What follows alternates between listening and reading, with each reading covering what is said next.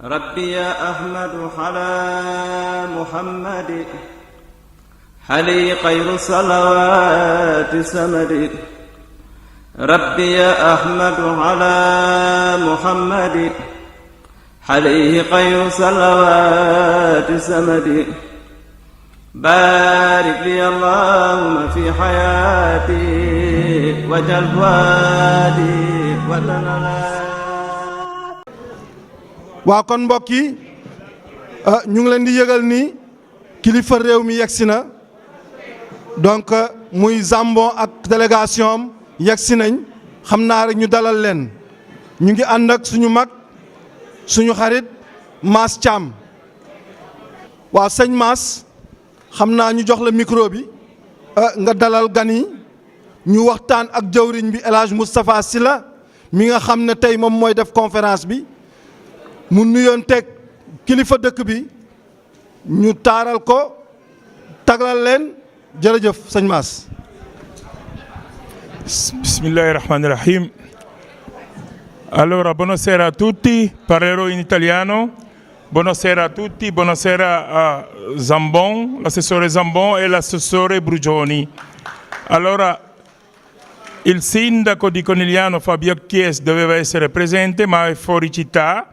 e ha voluto a tutti i costi mandarci 2 suoi rappresentanti per dare il benvenuto e il saluto a El Hadj Moustapha Sylla. Quindi sono qui. A Brugioni e a Zambon io faccio una breve presentazione del sceicco, perché ogni anno andava in Francia a fare delle conferenze e quest'anno abbiamo chiesto di passare per darci un po' della luce sua, il richiamo che spesso la gente aspetta da lui. È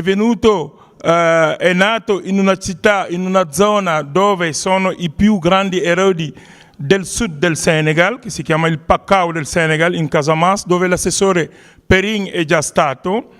e quando è nato dalla sua piccola età ha cominciato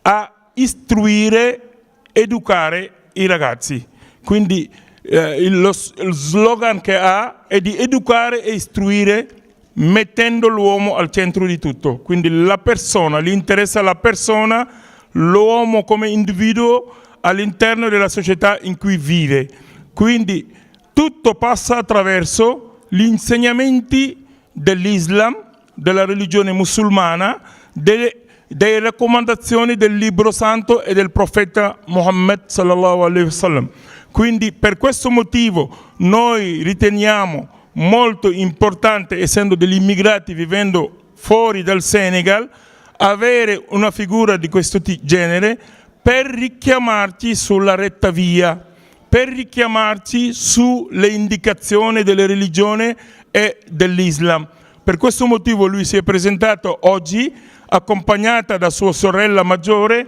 e da suo nipote che vivono in Francia. Per questo motivo noi abbiamo ritenuto giusto e importante la presenza dell'autorità che ci ospita sul suo territorio. Quindi io vi lascerei brevemente la parola per dare il benvenuto, il saluto e magari ciò che volete della comunità senegalese. Parla Floriano Zambon o la Brugioni, chi vuole. Ecco, tutti e 2 parleranno, abbiamo la rappresentanza sia maschile che femminile. Ecco, grazie. Waa sëñ bi ñaar ñi ñoom ñooy assessori yi, ecco, magari un saluto a loro e a lui. Ecco, Floriano Zambon e Brugioni, assessore Brugioni, ecco, El Hadj Moustapha Sylla. ñoom ñaar maanaam njiitu réew mi dafa nekkul ci biir réew mi moo tax mu ni nañ ko yëgalee importance bi nga xam ne jox na ko dajee tey bii mu ni dinaa yebal ñaari ndaw ñi nga xamante ni ñoom ñoo seq ak yéen ci biir liggéey bi ñuy def ci biir gox bi. maanaam kii moom moo nekkoon Sindako ba jeexal mandaam keneen nekk fa, waaye tey moom la ñu dénk lépp lu jëm ci affaire immigration ci biir gox bi. donc ñun li ñu liggéey askanu sénégalais yi li ñu liggéey ci gox bi yépp ak waa ji lañ ko defal na lépp lu ñu soxla wala lu ñu fi am tey ngir yàlla ak bakkanam la waaw. kii nag moom moo yore mbirum xaalis bi maanaam mooy assesseur bi yore mbirum bilan bi maanaam lépp li nga xamante ni mooy bilan jëm ci nit ñi ci loxoom lay jaar léegi si ndako bi daan naa leen yebal ñoom ñaar ñu teewee ndaje bi léegi dañ leen di jox micro bi ñu wax dalal la wax li nga xamante ni moom moo leen. Beh, buonasera a tutti, buonasera all'autorità che è ospite qui a Conegliano per la prima volta. Per la prima volta. Per la prima volta, quindi gli diamo il benvenuto e ci auguriamo che possa proseguire con una serie di incontri come è avvenuto con i vari rappresentanti della comunità senegalese che si sono succeduti in questi anni qui a Conegliano. Due parole velocissime per esprimere nei confronti della comunità senegalese l'apprezzamento per la capacità che ha di fare comunità. Il fatto di vedervi qui questa sera era un commento che facevo poco fa anche con l'assessore Brugioni in una domenica pomeriggio dove potrebbero essere tante altre le distrazioni e le ragioni per non esserci. Voi siete qui a fare comunità incontrandovi con un vostro referente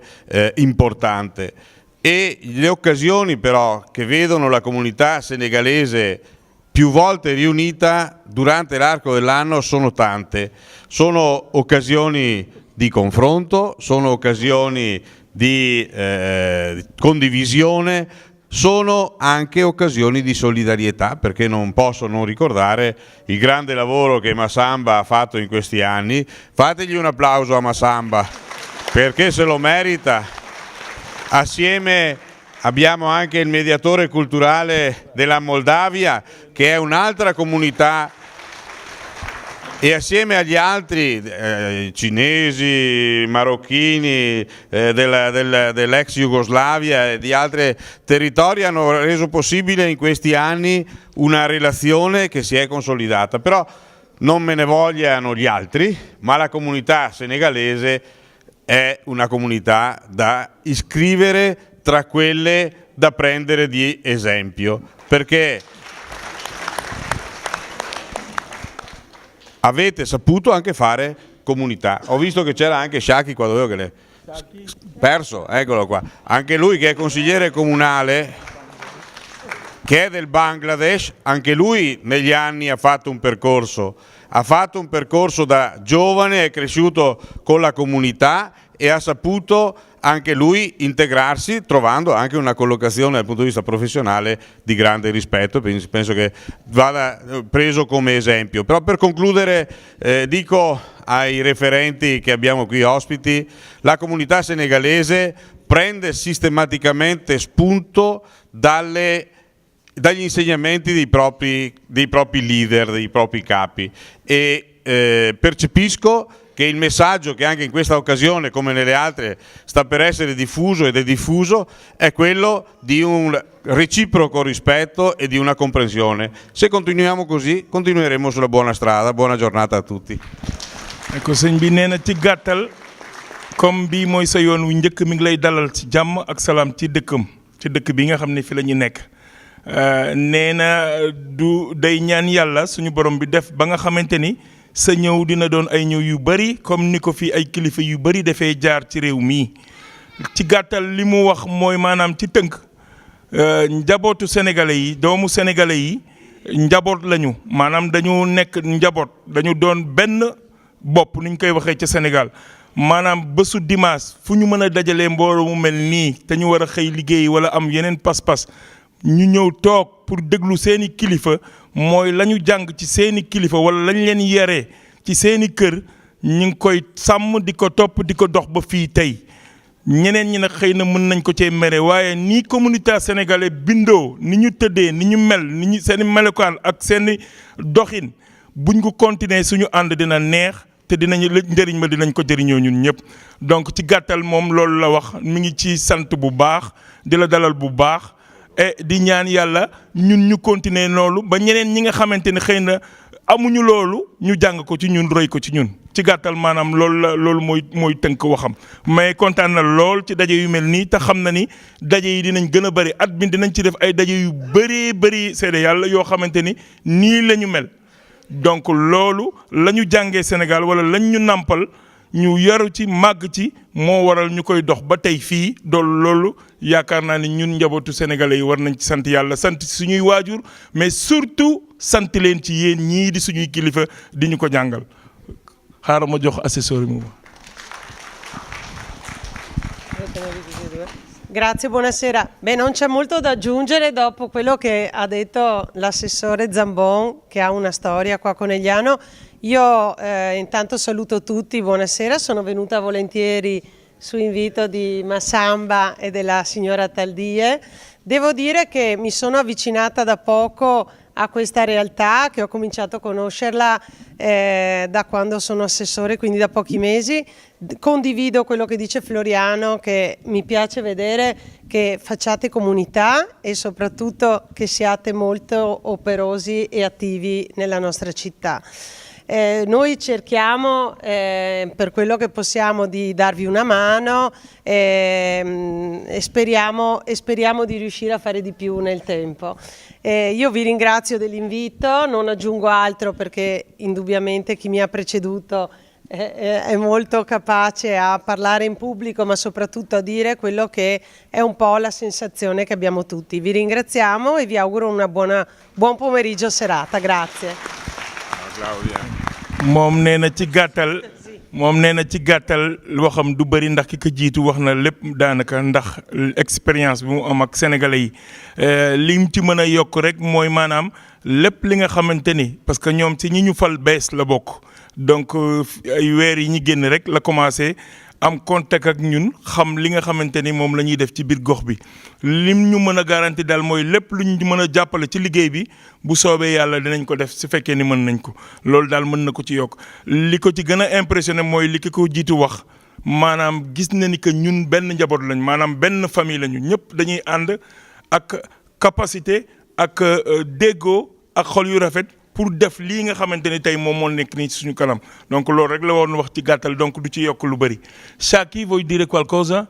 Sì. Ecco moom dañ ko fal ci palin mu bees bi waa Bangladesh la fi la jàngee am ay diplôme am dugg ci politique ñuy def élection mu candidat wu ba gagné tey fi mu nekk conseiller communal la ci commune bi la bokk nekk ci conseiller waa Bangladesh la.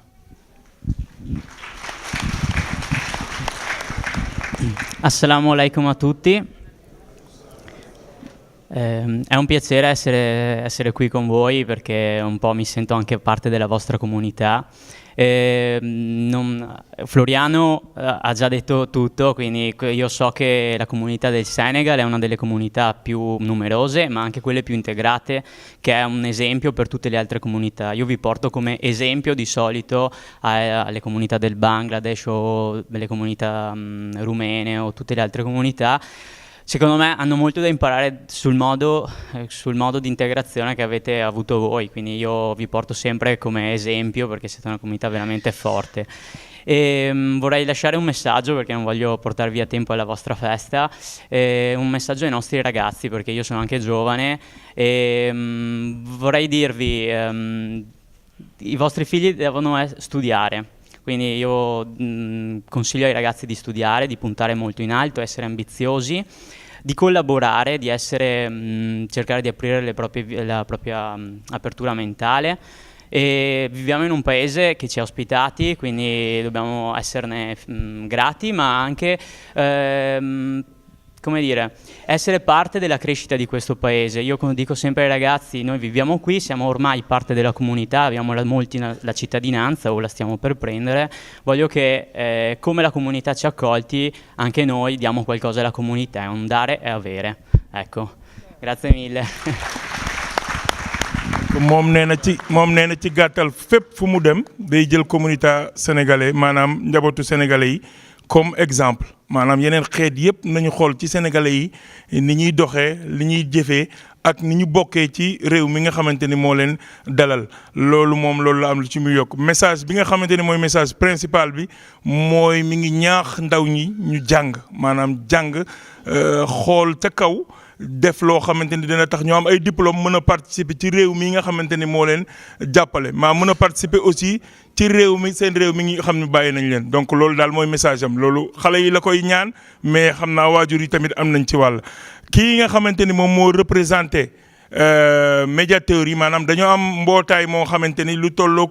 20 médiateurs ñoo ci nekk maanaam médiateur ñi nga xamante ni ñooy dox diggante institution yi ak opérateurs yi ak nit ñi maanaam dégguñu làkk bi wala xamuñu ni ñuy doxee médiateurs yooyu ñoo koy def xeet yépp a ci nekk. am nañu chinois am nañu albanais am nañu roumain am nañu sénégalais am nañu waaw mbootaay moomu nag man maa koy jiite moom moo ci topp xaaral ñu jox ko nee na dafa bëgg wax ñaari baat ci loolu. Elena moom waa Moldavia la.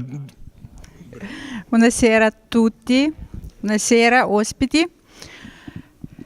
Io sono collega di Masamba da abbastanza anni, dal 2005.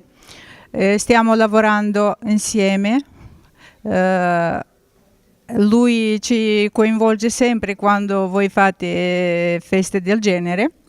Voglio dire che vi ammiro perché è un mondo di colore, un mondo bello che l'avete portato qua e dobbiamo essere insieme tutte le comunità, nazioni e rispettare il paese che ci ha ospitato. Noi dobbiamo comunque essere sempre uniti, partecipare alla vita sociale, economica, culturale e rispettare tutti uno con l'altro, essere uniti, essere presenti e partecipare alla vita della nostra città insieme ai nostri signor Zambon, assessori, anche noi. Grazie e vi auguro una bella serata. Siete tutti bellissimi. moom nee na daf ñu ñee nee na dafa ñee sénégalais yi ndax ni ñu bindoo ni ñu mel ni ñuy àndee ak li ñuy def donc ci gàttal rek dafa ne nañu ànd doon benn ñun ñëpp xeet yëpp pour mën a liggéey ba réew mi nga xamante ni fi la ñu nekk di ci liggéey ñu mën a jëriñoo ñun ñëpp li nga xamante ni moom la ñu am possibilité def wasalaam. jërëjëf Massamba donc mbokk yi xarit yi defe naa ni dégg ngeen suñu mag dalal na gan yi donc xam naa rek ñu bàyyi jox kàddu gi bi El Hadj Moustapha Sylla mu tontu gan yi ndax ñoom dañoo xaw a am ay yitte yu ñu war a doxi ñun ñu continuer programme bi donc ñu jox rek kàddu gi cheikh bi incha allah bismillah.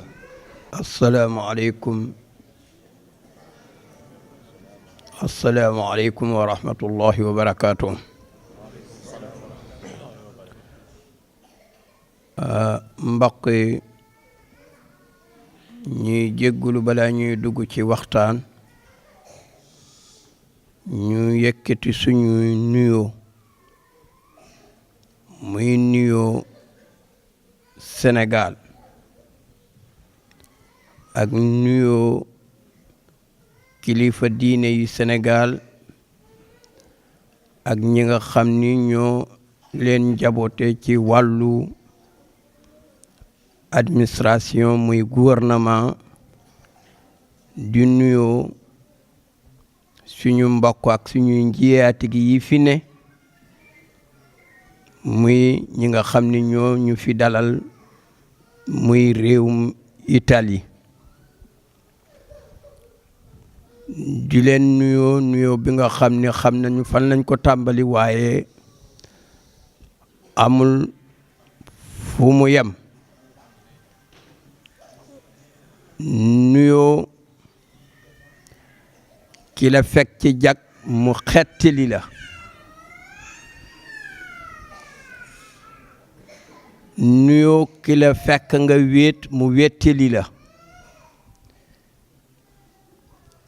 dëgg la nuyoo Sénégal la waaye du nuyoo Sénégal rek waaye nuyoo Afrique yépp la ndax kilifaay Sénégal dañu ne ak réewum Sénégal ñu ne jaajëf Italie jële ko ci seeni gouvernement ak képp koo xam ni ci réew mi nga dëkk ndax ci jamono dafa xaw a xat mu am seeni doom ak seeni njaboot yi nga xam ni bëgg a xettali seeni réew ak seeni waajur moo tax ñu jóg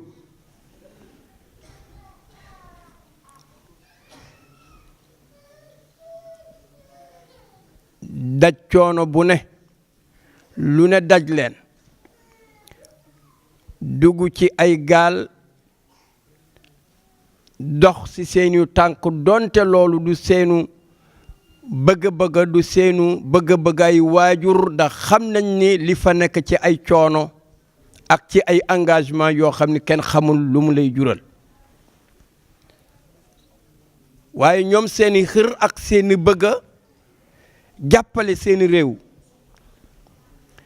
tax na ñu jóg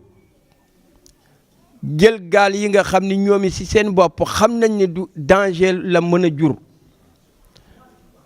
waaye engagement tax ñu jóg àdduna yépp tëj seeni bunt lu dul Italie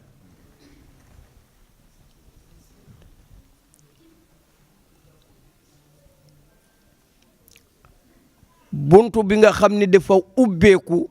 fekk leen ci biir ndox sauvé leen indi leen dalal leen ba ñu dalu Italie la kon Italie jërëjëf ba ci kaw ba ci suuf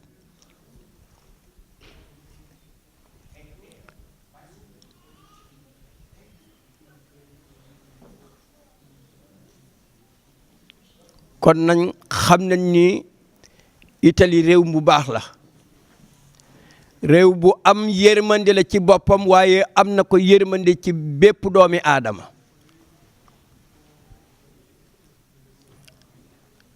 réew bu am yëg la ci boppam waaye yëg boobu tasaare na ko ba àdduna yëpp daj ci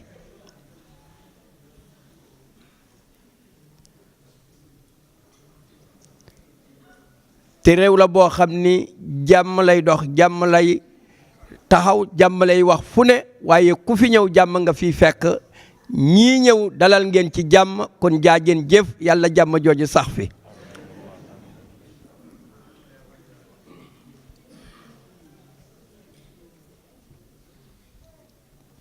kon nag ñu ngi leen di jaajëfal bu baax ñi nga xam ni fekk naa leen fii tamit nuyu nañu leen gërëm nañu leen dale ko ci meeru dëkk bi ak képp koo xam ni mu ngi koy jàppale ak citoyen yi dëkk ci dëkk bi dégg leen fi yaatal ba xamuñu ñu ay gan lañu ngeen dalal seeni xel te ngeen jàppale leen ci lu bari lépp loo xam ne soxla nañ ko te mun naa jëfe kon nag ñu ngi leen di jaajëfal ci seeni turu ñoom ñëpp ñu yëgal leen ni Sénégal ak Afrique du fàtte seenu mbaax te ñu ne nag amuñu mbaax li nga xam ne dañ koy weccoo waaye ku ñu lebal ñu fay la xam naa ni ñi fi ne ay gor lañu ci te ñu bëgg réew mi la te ñu ngi koy dox ñu ngi koy jëf jàpp nañu réew mi comme seenu ñaareelu réew la kon jaajeen jëf waaye Italie jaajeen jëf sénégalais yi wasalaamu aleykum wa rahmatullahi wa barakaatu.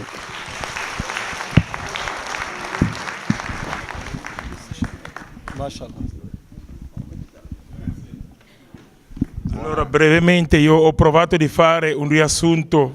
simultaneo per fare la conversione di ciò che stava dicendo Elhaj Mustafa, perché effettivamente quando è arrivato in città la prima cosa che ci ha detto è che mai da dove è andato non ha mai visto una cosa che ha trovato a Conegliano. Simile non c'è.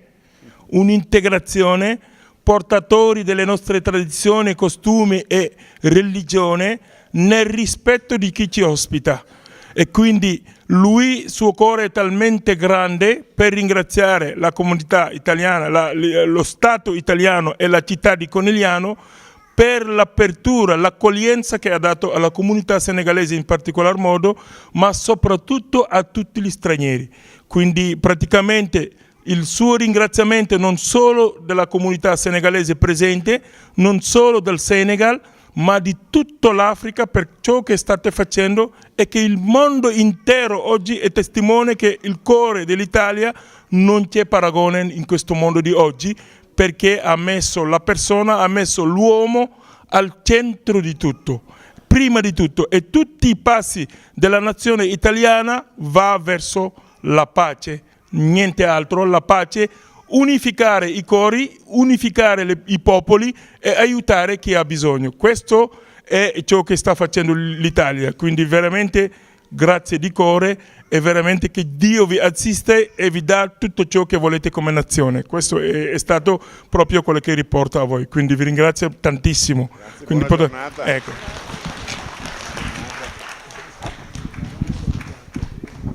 Grazie Sindaco, grazie Assessore, grazie Chatki. mbokk yi defe naa ni ñu ngi ñëw continuer li nga xam ne mooy waxtaan bi ñu tàmbali woon waxtu bi nag mu ngi ñuy waaj a dab donc xam naa dañuy jox rek Oustaz Camara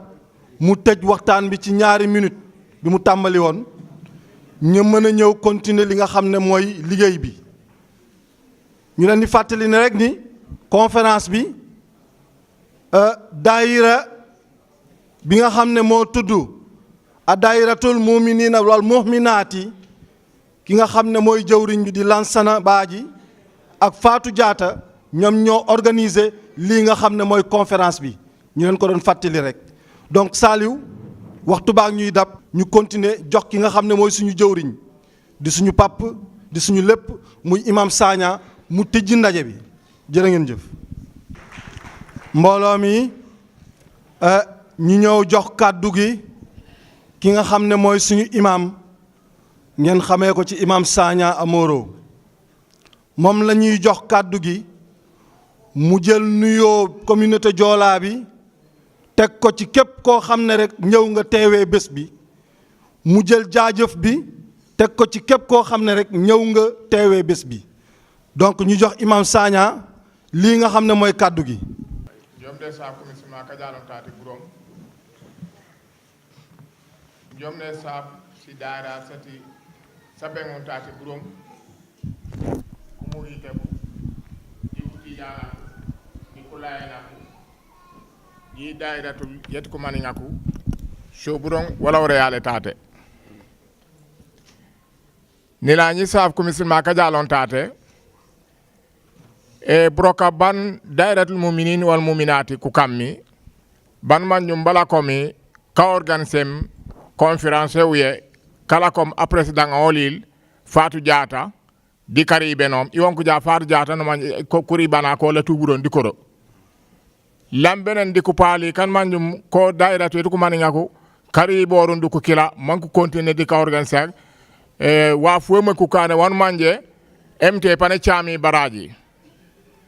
parce que wano sanno kane di begir basete MTB chami mo kane kumisilma kabe ngon tate burom uli kok de safu di kutaliba kabe ngon tate burom tijani kok tate kadri kok tate layen kok tate kutiola kumaninga kok tate sidares burom ukatu tan bolemuk de jole be jame kawon kan conférence ko won tate manku regola bon ware na mukura ku ngila kolola sindelo la parce que si problème solution ko ngila kolola aw be kala ko tata aw ni to seli angila seliri kajom angila pona jaw mano sale tu contrôler o nalo nani fana mari 20 ans aw la to ngolen dakela mano sa hani pan sanke la to ngolen ol donc il faut man commencer to sinde yo kane ku kilifa kolola kan man nyun kajalom kajewu nya manku beneno lolar kuram benolo de kure ku ngila ko mo kane ko kitate manku jalo alaji Mustafa Silla omtate kilifa almanje emek ati Sénégal burom mo kane njomde safu fanfan di ku palom kulimama ko kutate kan manjum bangali di kubuka buron kanima wonku ndukare sakoli ko tu burom lureto MT kan MT chamu baraji di ejolede benge fu bengaw fe MT kan continue manjama kilifa ko la wanku jemberege parce que akilifa wama yankone al ulama warasatul anbiya bajita nabi ngaje beke wolu kantu ya ku kilifa ko kondi kalipta bungara basetabu mo kane leti baken kasangena ko ni sisa ko misilma ka jalon tati burom de sidaira sedalon tati burom di baraka nabi sallallahu alaihi wasallam ka organisa kan gorzan wafu yikun me demite wafu mak wa fuema ko organiser kajo nyen commission makare mo manko jo ko jam bur nga batil islam tati burom wa fon manje wema yo kam mani sanke tani retate e papis no tradition bam kana ku jam wani regum wassalam mbooloo mi suñu papa suñu kilifa imam Sagna nee na mu ngi sant mbooloo mi yépp ku ci nekk turam ak santam nee na bépp daayira boo xam ne teew nga fi moo xam murid la moo xam tiijaan la moo xam laayeen la moo xam xaadar la suñu mbokk chrétien yi moo ngi leen di sant di leen gërëm ci teewaay bi nee na kontaan na lool mu ngi ñaax nit ñi ci jàppoo bi mu ngi ñaax nit ñi ci déggoo bi lii nga xam ne moom mooy organisation bi am tey nit ñi dañoo yaakaar ni lu tuuti la waaye ci kanam suñu yàlla suñu borom lu rëy la dañ koy tënk rek waaye nee na mu ngi sant ñëpp boole ci di rawati mu ngi sant ki nga xam ne moom mooy borom bés bi mooy El Hadj Moustapha Sylla ci kanam tuuti dinañ ko jox micro bi mu wax ñu li nga xam ne mooy xam-xam bi nga xam ne moom la jot ci ay maamam mbooloo mi ñu ngi leen di xamal ni mbir mi ñun teewew ñu ko ñun rek dañ fay nekk ak suñuy mbokk donc rafet na ñu wax leen ñan la ku ci nekk nag comme kàddu gi du mën a bari dañ koy tënk rek ci ñaari minutes donc ñu ngi jox parole bi ki nga xam ne mooy représentant du président daayira Tijaan muy sëñ Bey ñu jox la kàddu gi ci ñaari minutes rek nga sànni ko mbooloo mi jërëjëf. asalaamaaleykum wa rahmatullah mbokk yi ñu ngi leen di nuyu di leen siyaare di leen balaax xam naa ndigal dafa mënul ñàkk sax ndax li Papis wax wante bu waxee rek moom yóbbaale nañu géew ñun ñëpp ndax li fi tubaab bi wax léegi rek moom moo fi nekk Sénégal benn bopp lañu ñun ñëpp benn lañ kon su kenn yëkkatee parole rek yóbbaale na ñëpp géew parce que dañ ne mbir bu dee benn farata bu nekkee benn la mbooloo mi ko bokk nekk benn kenn ci ñoom mën na ko dox yóbbaale ñëpp géew ñi ngi yëkkati kàddu yu nuyoo yu sell di ko jëme ci imam suñu sëriñ suñu sang sëriñ Moustapha Sylla di la wàccee sa wàccuwaay di ñaan yàlla yàggal sa taxawaay ci kanamu njaboot gi ñi lay sant di la gërëm ci sa taxawaay ndax lii lu am solo la ci réew mi sa njaboot nekk ci réew mi léeg-léeg nga ñëw nemmeeku leen ci li ñu nekk fàttali leen seen diine fàttali leen fa ñu bàyyeekoo lu am solo la kon ñoo ngi li ciy gërëm di la sant yal na yàlla yàggal sa taxawaay ñoo ngi sant mbooloo mi teew ci saal bi yëpp asalaamaaleykum wa rahmatullahi taala wa barakaatu. jërëjëf El Hadj Badara Bey kii mooy jëwriñ bi nga xam ne moom moo jiite daayira Tijaan bi fii ci Treviso ñu ngi koy sant di ko gërëm ci teewaayam ñuy fàttali mbokk yi tamit ñu ngi sant association yi fi teew yëpp rawatina association bi nga xam ne ñun ñoo ko bokk ñun ñëpp muy association Mbanneng te ki nga xam ne mooy imam Bangali jiite ko nekk ci wetam ki nga xam ne mooy suñu jëwriñ tamit di suñu mag muy Seyni Sané Ñanco ñu jox parole bi ki nga xam ne moom mooy représentant de la communauté chrétienne monsieur Clément Banco comme niñ koy waxee rek Sénégal benn bopp la kenn mënu koo xar ñaar bismillah. Merci maa ngi leen di nuyu yéen ñëpp di nuyu sëriñ bi Moustapha Sylla di nuyu imam yi fi toog yëpp di nuyu bépp responsable association bi fi nekk di nuyu toutes les communautés aussi ñu fi daje. Association des catholiques sénégalais ñoo ma fi yebal pour ma ñëw nuyu su sëriñ bi dimanche bi passé lañu amoon assemblée générale fekk ñun jot nañu carte d'invitation ñu ne ñun mënuñu fa manqué il faut que ñu yónni fa yow en tant que président nga dem nga teewal ñu foofu parce que Sénégal benn bopp la mënuñu ko xar ñaar loolu mooy suma tànk fii du ma guddal wax ji nag parce que temps bi xat na lu ngi fi wax xam naa suñu intérêt la ñun ñëpp maa ngi leen di gërëm di leen di sant donc am na lu ñu ma baaxee pour ma jox ko le président de l'organisation de cette conférence am na dépense yu ngeen soutenir nee nañ ma boo demee nga joxo ñu leen enveloppe je vous remercie beaucoup Papis. jërëjëf Clément ñuy fàttali ni rek moom mooy jëwriñ bi nga xam ne moom moo jiite communauté chrétienne bi nga xam ne moo nekk fii ci Treviso di ko jaajëfal ci teewaayam ñu jox rek parole bi imam Bangali mi nga xam ne moom mooy suñu jëwriñ di jëwriñ association Mandeng bi nga xam ne moo nekk tam fii ci Vittorio Veneto Treviso Conegliano imam Bangali jërëjëf bismillah. bismillahi arrahmani arrahim alhamdulillahi rabbil alamin nakumo ati jam fala bak alhamdulillahi alladhi khalaqani wa khalaqa jami'al alamin wa huwa rabb al mahbud suman so tantu man so me ngandai da fi mo beda te lakumo be clement alhamdulillah alaji mustafa silla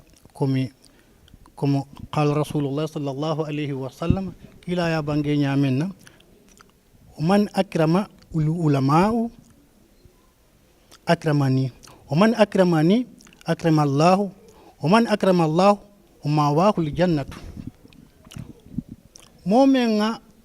lali mo bunya yelo na bunya yinta kila la bunya nimenga ndakila bunya amunta isonta alal maya alal bunya adu mbey dunna na arjana Allah taala sidun arjana kono bunya kam o tambirin kola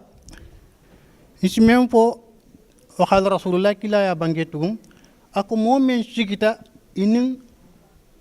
alimun wala kital lonnat membo ko alhaji mustafa silla be nyame comme kasigi inae hani sahan kilinci wal mu wata kilinti o inae domoro han akdallo mo kilinti o inaye hani simfata men kata hani simfa kilinti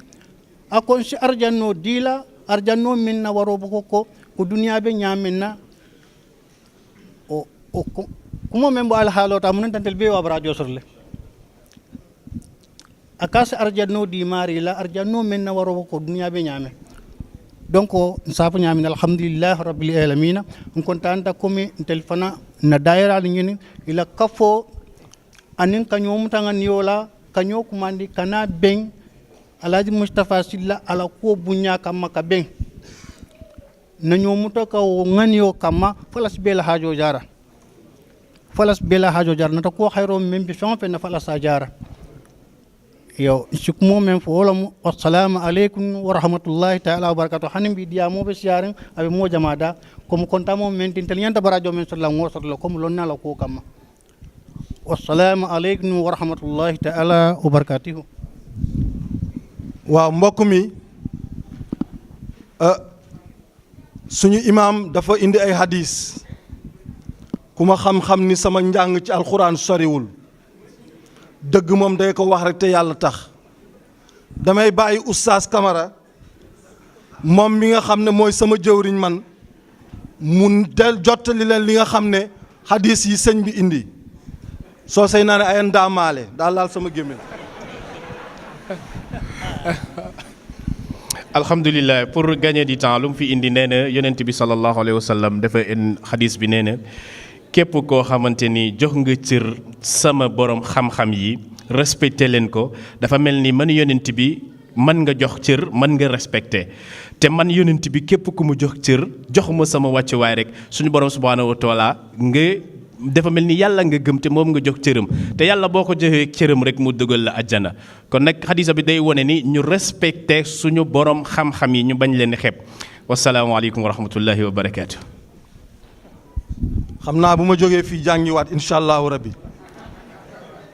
ñu jox suñu parole bi suñu mbokk murit yi defe naa ni sëñ Daam boo fi nekkee war nga mën a ñëw jël kàddu gi.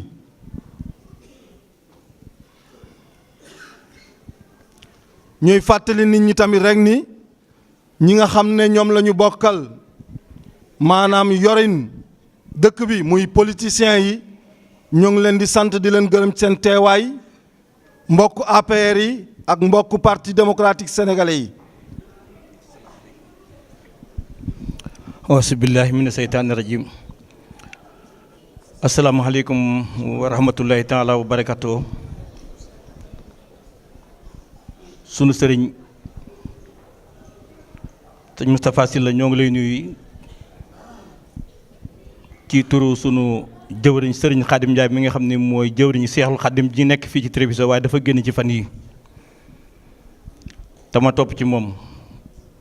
ñoo ngi lay nuyu di la siyaare di nuyu mboolem njaboot gi nekk fii ñëpp bu ñu nee njaboot gi nag kenn génn ci biir di nuyu sunu sëriñ sunu wëllëre sëriñ Alaaji Ousmane Fansou Bodia heure bii daaw la fi ñëwoon wax dëgg yàlla bi mu ñëwee ñu bari maanaam am nañ xol bu sedd ci moom ndax li nga xamante ni mooy xam-xam bi yàlla def na bi mu ñëwee saabonte naag mbokki jullit yi fi nekk yëpp ba kenn ku nekk bi mu fi jógee dafa mel ne que maanaam dafay mënu woon a ñàkk kon nag ñoo ngi koy nuyu di ko jaarale ci yow di jël nuyoo bi nag ak siyaar bi yëpp ci yoonu murit di ko teg ci sa loxo nga jottali ko mboolem jullit di fi nekk yëpp ci gàtt rek loolu lañu amoon ci lu ñuy wax duñ fi sori dañ doon jottali nuyoo rek di nuyu ñi nga xam ne itam ñoo doon organiser mbir mi soxna Fatou moom ba muy woote itam dafa wax ne yoon murit wi itam soxna la leen ci jotaay bi ba tax na nun def nañ suñ kemtalaay kàttan amoon nañ ay liggéey ñu doon def sax waaye dañ ko gàttal ngir ñëw fekk ci jotaay bi kon nag ñoo ngi lay sant bu baax di la gërëm di la wax soo delloo Sénégal ci jàmm ak salaam nga nuyu ñu ko ci yoonu murit yëpp ak yoonu tijaan yëpp ndax nu ñëpp benn lañu nu ñëpp benn lañu fii télévision moom jullit yi fi nekk yëpp dañoo bennoo li nga xam ne nag moom laa ci teg di ko ñaan sëriñ bi buy waxtaan nanu ko teewlu ndax kat dafa mel ne que suñu mbokki si ndaako bi mu fi ñëwee di wax ñëpp dañoo na xerem mel na saal bi kenn nëkku fi kon nag nañu goreen lay war suul nanu ko defal woon ñu defal ko suñu sang bi wasalaamaaleykum wa rahmatullahi taala wa barakatuh. ñoo ngi sant association Giovani del Veneto ñi nga xam ne ñoom it ñu ngi ci biir salle bi ak bépp association boo xam ni teew nga fi te yëg ni teew nga ñu ngi lay sant di la gërëm ci turu daayira bi ñuy waxal mbokk yi ne El Hadj Moustapha Sylla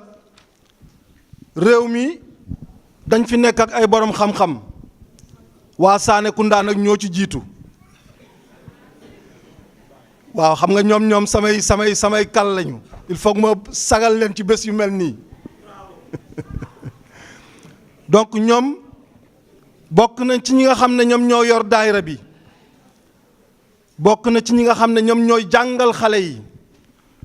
rafet na ci bés yu mel nii ñu fësal li nga xam ne mooy njàngal bi nga xam ne moom la ñuy jàngal xale yi ca daara ji looloo tax dinañ jox léegi ki nga xam ne mooy seen ustaas mu woo xale yi xale bi ñuy njëkk woo mu ngi tudd Adama Sané ñu leen di xamal ni Adama way juróom bu góor mu ngi tudd Yankuba Sané way juróom bu jigéen mu ngi tudd Néné Jeeju moom dina leen récital sóoratul Baynaati Adama. أعوذ بالله من الشيطان الرجيم بسم الله الرحمن الرحيم لم يكن الذين كفروا من أهل الكتاب والمشركين منفكين أتى تأتيهم البينة رسول من الله يتلو صحفا مطهرة فيها كتب قيمة وما تفرق الذين أوتوا الكتاب إلا من بعد ما جاءتهم البينة وما أمروا إلا ليعبدوا الله مخلصين له الدين ونفع ويقيموا الصلاة ويؤتوا الزكاة وذلك دين وكلمة إن الذين كفروا من أهل الكتاب والمشركين في نار جهنم خالدين فيها أولئك هم شر البرية إن الذين آمنوا وعملوا الصالحات أولئك هم شر البرية جزاهم عند ربهم جنات عدن تجري من تحتها الأنهار خالدين فيها أبدا رضي الله عنهم ورضوا عنه ذلك لمن كسبه صدق الله العظيم. ñu leen di fàttali ni xale yi fii la ñu juddoo fii la ñu màggee kon jërëjëf ustaas yi ki ci topp mooy waaye kii waruma ko wax waay Awa Sané Tamba yaayam mu ngi tudd Nenne Jeeju papa mu ngi tudd Yankuba Sané ke Tambacounda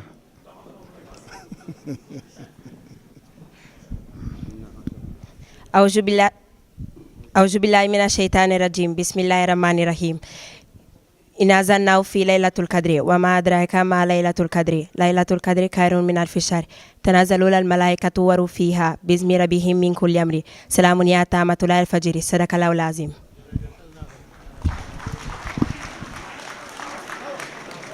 ki ci topp mooy Fatou Maria Jeeju ay waajuram ñu ngi tudd Adama Jeeju ak Satu Baaji moom dina wax sooratu alaki أعوذ بالله من الشيطان الرجيم بسم الله الرحمن الرحيم اقرأ باسم ربك الذي خلق خلق إنسان من علق اقرأ وربك الأكرم الذي علم بالقلم علم الإنسان ما لم يعلم كلا إن الإنسان لا يتقى أراه استغنى إن إلى ربك رجع أرأيت الذي ينهى عبدا إذا صلى أرأيت إن كان على الهدى أو أمر بالتقوى أرأيت إن كسب وتولى ألم يعلم بأن الله يرى كلا لئن لم ينتهي لنصفى بالناصية ناصية كاسبة كاتة فليدعو ناديه سنادعو زبانية كلا لا تطيع واسجد واقترب صدق الله العظيم ki ci topp Yaaya Jawara waajuram yi ñu ngi tudd Ousmane Jawara ak Mariama Cissé moom dinañu récital sooratul Abasa السلام عليكم ورحمة الله أعوذ بالله من الشيطان الرجيم بسم الله الرحمن الرحيم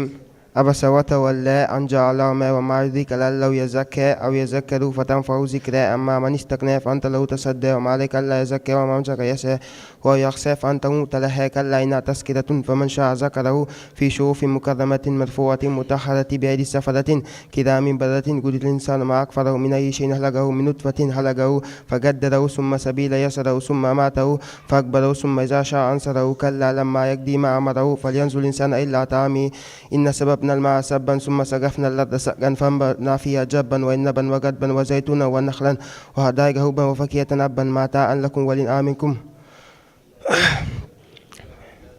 فإذا جاءت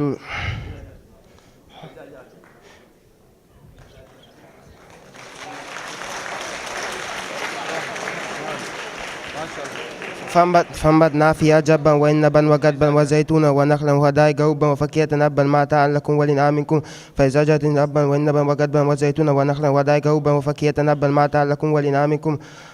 فإذا يوم يجد المرء من الخير وأمه وأبيه وصاحبته وبنيه لكل امرئ منهم يومئذ شأن يغنيه وجوه يومئذ مسفرة ضاحكة مستبشرة وجوه يومئذ عليها غبرة ترهقها فترة أولئك هم الكفرة الفجرة.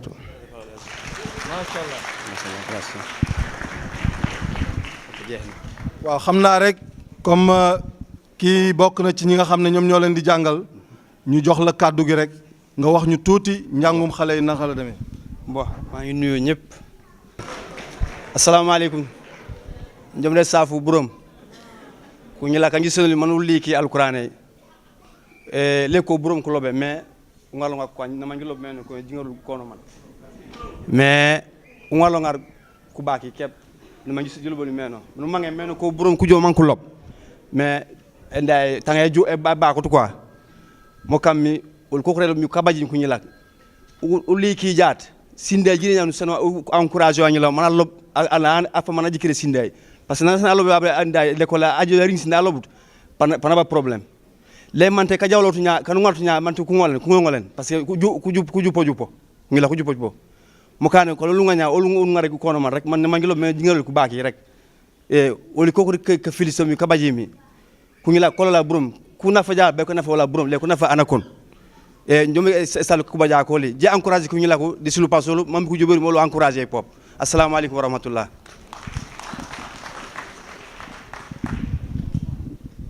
jërëjëf donc ki nga xam ne moom moo bokk ci jëwri ñi nga xam ne ñoo jàngal xale yi nee na ñu ngi sant bu baax a baax way juru xale yi ndax xale yi wax dëgg yàlla macha allah ñoo ngi góorgóorlu ndax bu njëriñ amee njëriñ bi ñun ñëpp ñoo koy bokk mu ngi xamal ni rek xale yi dañoo tànn rek indi waaye xooluñu kan moo gën a xarañ wala ku gënul xarañ dañoo tànn indi ñeent rek lañ soxla woon pour won ki nga xam ne mooy El Hadj lii nga xam ne mooy liggéey bi nga xam ne bu rafet bi ñoom ñu ngi koy def fii ci Conegliano ak keneen ñuy xamal El Hadj ni ki nga toogal noonu sawet muy Seyda moom it lu mel noonu mu ngi koy liggéey fii ci réew mi ñuy xamal ni El Hadj ni lu mel ni Vittorio tamit ay jëwriñ a nga fa di jàngal xale yi ñu leen di xamal ni kon daal suñu réew mi Italie fii comme ni nga ko xamee sànq ni nga ko waxee sànq macha allah alhamdulilahi rabil alamin ñu ngi sant yàlla ndax xale yi tuuti tànk yi ñu ngi leen di yeer ci suratul mustaqim yoonu suratul mustaqim kon mbokk yi